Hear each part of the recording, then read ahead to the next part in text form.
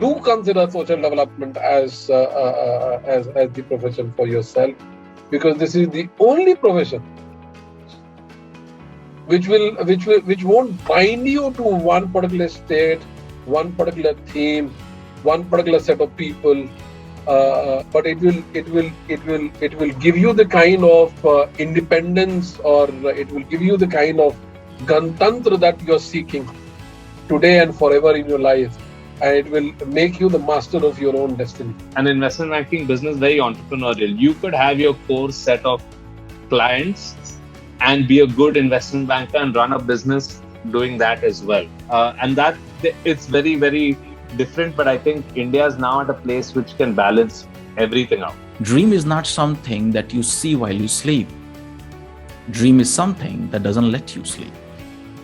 So that's the kind of energy, that gentleman always exuded.